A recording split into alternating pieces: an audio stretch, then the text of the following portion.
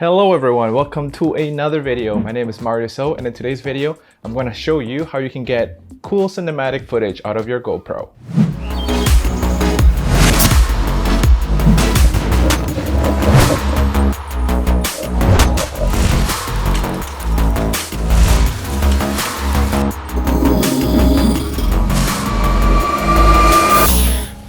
How is everyone doing today? I hope you enjoyed that video sequence that I shot using the GoPro Hero 8. So if it's your first time being here, I'll appreciate it a lot if you leave a comment below, a like, and a subscribe. Your support will be greatly appreciated. And if you already subscribed, thank you again so much for being here. I don't know about you, but I never really liked the look of GoPro footage. To me, the footage was just too wide in my opinion. I didn't like that fisheye effect that it gave you, and it just didn't make people look pleasant at all. And I'm not an action sports kind of person, so I never found the need to actually shoot more video out of a GoPro. Another reason why I didn't really like GoPros is that you didn't have the ability to control aperture. And without that, you're just not able to get that nice blur background. But GoPro has come a long way from they first started, and their quality on this little camera has improved a lot. It's still not the best one if you're not in optimal lighting conditions, but there are a few things that if you keep in mind, you can get better footage out of it. And I really like that they have included a linear view,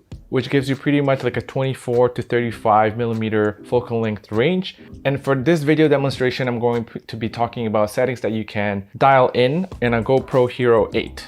If you want to achieve the film and the cinematic look, it's important to know all your camera basics. So you need to know how to expose properly, you need to know how to control your camera manually. For myself, whether I'm shooting video or I'm shooting photos, I always like to shoot as much as possible in manual mode. I want to be in control of all the settings and be able to adjust for exposure to my liking as much as possible. So same with the GoPro lets you adjust some settings, and once you learn and you know how to adjust these settings, it will be able to give you a better looking image with a wider dynamic range. So in essence, the camera's dynamic range is its ability to be able to capture detail from the darkest parts of an image to the brightest parts of an image. In cameras with small sensors like phones and GoPros, action cams, this dynamic range is not that good at all. But in recent years, it has improved a lot, and the ability to adjust settings manually gives you a little bit more flexibility when it comes to adjusting the color or getting that cinematic look for your video. So in order to get the best quality, you want to shoot in 4K at 60 frames per second. So this is going to help you retain as much detail in your image as possible. GoPros now come with the Hypersmooth function or setting, which digitally helps stabilize your footage in a digital way. This is a sample of Hypersmooth turned on and me on my bike trying to take a hyperlapse with this GoPro, and this is what it looks like.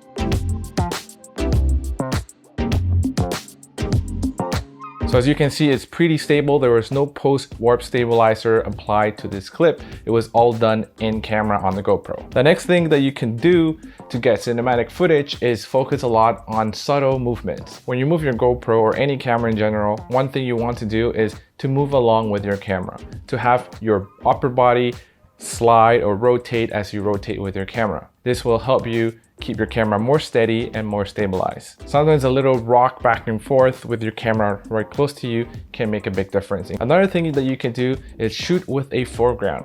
When you add a foreground to your shot, the movement that you add to your camera is exaggerated by the foreground, which makes it look a lot more filmic. So if you're in a nice spot and you want to get nice footage of that spot, I suggest just find a foreground and try to play around with the foreground background thing. It'll make your shot much more dynamic and more interesting, as opposed to just doing a regular pan with your body like 90% of tourists out there. You can also try to do reveal shots with your camera, so you can start from an object, say a rock or a tree, and slowly slide out to reveal your scene. This shot emulates a slider movement. Another thing you can do is add small rotation movements, as say, for example, if you're trying to dolly in, you can do a small rotation in, or if you're dollying out, slight rotation out. The other thing that you can do to make your footage look more cinematic is to color correct it and color grade it. There are many LUTs available on the internet which allow you to grade your footage and make it look more cinematic. I usually like to give my footage a subtle color grade and not have it over the top, because if you add a heavy color grade, it just becomes too processed, and again, the more color grading and tweaking you do to your GoPro footage, the more it's going to destroy that image. So I would just go and color grade it subtly. So now we'll dial in some settings that'll help you increase that dynamic range to get more cinematic footage. So first we can go and set the bit rate to high. I always like to manually be in control of that shutter speed and adjust it as I see fit. If you're having trouble understanding shutter speed, I made a video about how to set shutter speed properly for video. You can check this video out here. In terms of ISO, I like to keep it at 100 in terms of the minimum and the maximum ISO. Anything more than that will introduce a lot more noise on your footage. Another limitation of the GoPro is that it doesn't do well in low lighting. So if you are in an environment with bad lighting and you have to bump up that ISO on your GoPro, the footage coming out of it is just not gonna look good. It's just gonna look mushy and noisy. You want to set your white balance manually as well and try to match that according to your conditions. Next, for sharpness, we'll set it to low. So you're able to retain as much information in your image as possible so you can tweak that later in post. If you don't have this setting set to low, the footage coming out of your iPhone is going to look a lot more processed. It's gonna look more like a home video, like cell phone video with that processed look. And once that processed look is burnt in your footage, it'll be very hard for you to color correct or color grade it back to a more filmic look. In terms of your picture profile, make sure you set it to flat. So when you set your picture profile to flat, what this does is that your GoPro shoots your footage in a flat look. So it'll look a little bit more desaturated when you look at it on the screen. But what happens is that when you shoot this way, your camera sensor is able to retain more information, which you can later bring back out in post-production, and therefore increasing that dynamic range.